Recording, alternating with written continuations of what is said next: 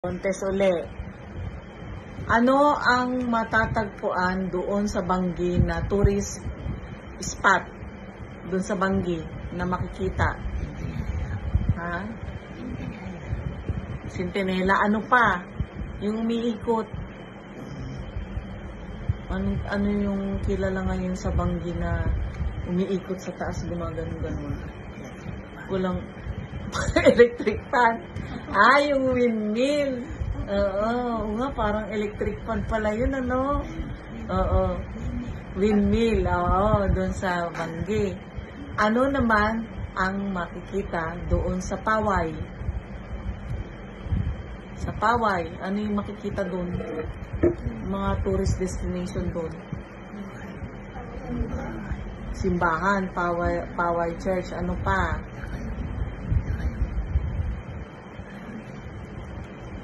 Ano matatagpuan doon sa Paway? Bukod sa simbahan. Ano matatagpuan doon? Ano ba ang nakikita doon sa papuntang Pagudpud? Anong mga lugar na magaganda doon? Doon sa mga tourist destination doon sa papuntang Ilocos. So, auntie, anong mga makikita doon? Doon sa papuntang Ilocos na nadadaanan? Centinela.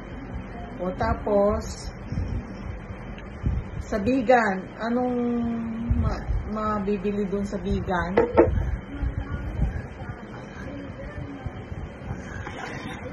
Bagnet. Ano pa? Ay, langgunisa. Ano pa? Yung masarap na dessert. Yung matamis, ha? Bibingka. Ay, galing. Oo nga. Ano, ensimada pa ba doon? Oo. Doon sa Batak, anong makikita doon? Anong masarap na nakakain doon na kulay orange? May tubig doon. O tapos ano pa, yung kulay orange na kinakain, sinasawsaw sa suka. Anong tawag doon? Yung sinasawsaw sa suka na masarap, piniprito, kulay orange, anong tawag doon? Ano yun?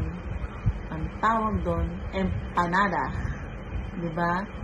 May kahalong longganisa, itlog, tsaka papaya. Shredded papaya.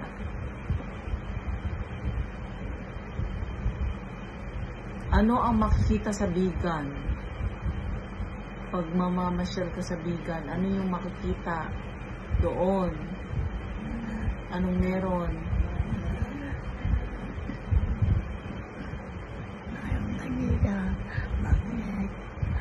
Ano yung makikita doon? Mga bahay na Spanish, houses.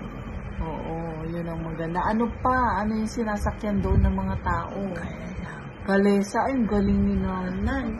Grabe, ang galing. And the winner is Ines Mendoza. Clap, clap, clap, clap.